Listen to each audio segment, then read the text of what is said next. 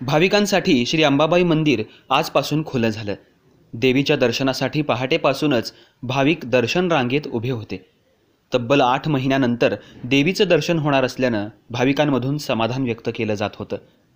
मुंबईहून आलेले भाविक हे दर्शन रांगेचे पहिले मानकरी ठरले, त्यामुळे त्यांच्या चेहऱ्यावर प्रचंड उत्साह आणि भक्ती दिसत होती।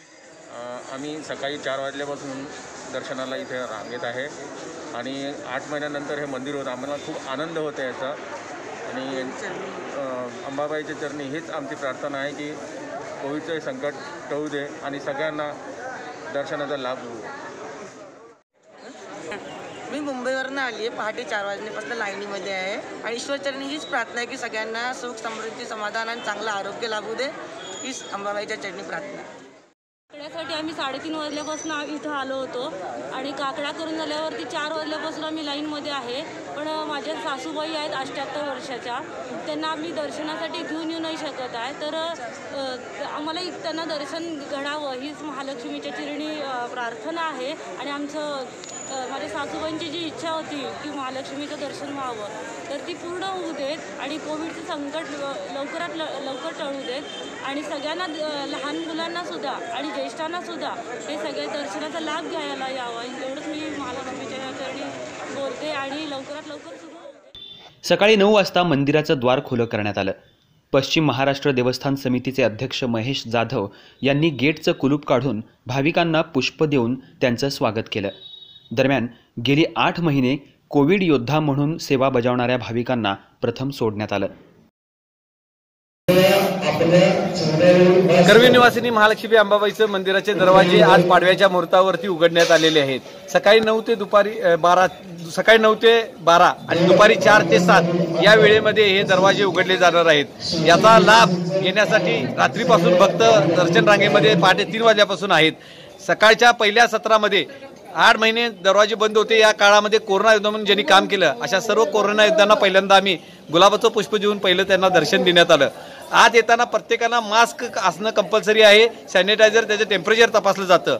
आज फक्त सर्वसामान्य लोकांना आज सोडलं जातं, ज्येष्ठ नागरिक आणि लहान मुलांना आज मज्जाव करण्यात आलेला आहे। आता फक्त दर्शनाची व्यवस्था आहे। 4 दरवाजेपैकी 2 दरवाजे उघडलेले आहेत, पूर्व दरवाजा आणि दक्षिण दरवाजा। कासव मंडपापासून त्यांनी दर्शन घ्यायचं आहे।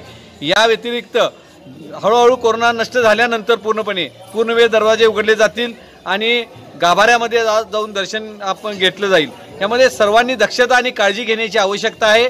आज 3042 मंदिरं या सर्वांना हेच नियम देवस्थान समितीच्या वतीनं आम्ही या ठिकाणी लागू केलेले आहेत। सर्वांनी काळजी घ्यावी, सुरक्षा ठेवावी, कारण कोरोना अजून पूर्ण कोरोनाचा धोका टळलेला नाही। त्यामुळे भक्तांनी जे दर्शन घेतल्यानंतर त्यांच्या चेहऱ्यावरचा जो आनंद आहे तो आनंद असा द्विगुणित आनंद त्यांना या ठिकाणी झालेला आहे। 8 महिन्यापासून आईच्या दर्शनाविना सर्व भक्त आतुर होते।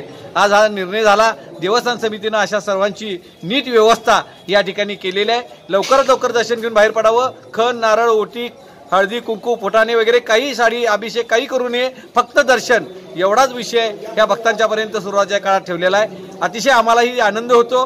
सर्वांनी अतिशय चांगल्या पद्धतीनं या ठिकाणी दर्शन घ्यावं हीच आमची अपेक्षा आहे। सुरक्षा, सोशल डिस्टन्सिंग, अंतर या सर्व नियमांचं पालन सर्व भक्तांनी करावं अशी मी सर्व भक्तांना विनंती करतो। धन्यवाद। अत्यंत शिस्तबद्ध पद्धतीनं भाविकांना दर्शन रांगेतून सोडलं जात आहे। दरम्यान सॅनिटायझर, मास्क बंधनकारक केलं आहे। शिवाय भाविकांचं टेम्परेचर सुद्धा तपासलं जात आहे। गर्भवती महिला, ज्येष्ठ नागरिक आणि लहान मुलं यांना प्रवेश दिला जात नाही।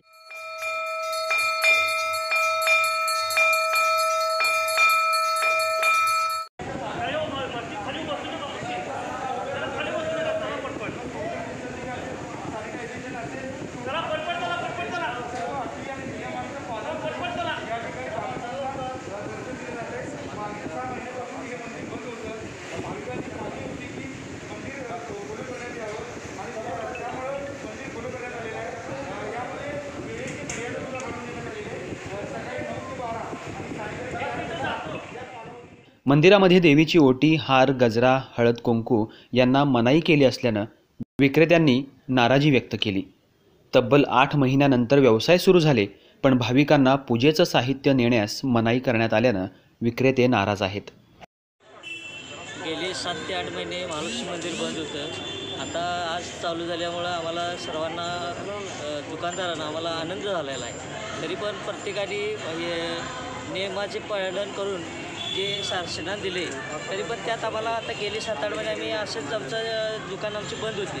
तरी आमचं काही म्हणजे जीवन चलन बंद होतं पूर्ण 7-8 महिने आमचं पूर्ण नुकसान होतं. आणि आता त्यानंतर आता चालू झाले मंदिर, परंतु मोठी फुलाची दुकानं हा पूजे साहित्य अजून पण आज देण्याचं अजून शासनाने तर काही केलेलं नाही. तरी पण ते लवकरात लवकर करून आम्हाला हे सर्वसामान्य माणसांना दिलासा द्यावा तेवढे शासनाला माझी नम्र विनंती आहे. नाव सांगा. माझं नाव सुधीर खडके. कोरोनामुळं तब्बल 8 महिने मंदिर बंद होतं. मात्र आज पाडव्याच्या शुभमुहूर्तावर मंदिर खुलं करण्यात आल्यामुळं मंदिर परिसर पुन्हा एकदा भाविकांनी गजबजून गेला.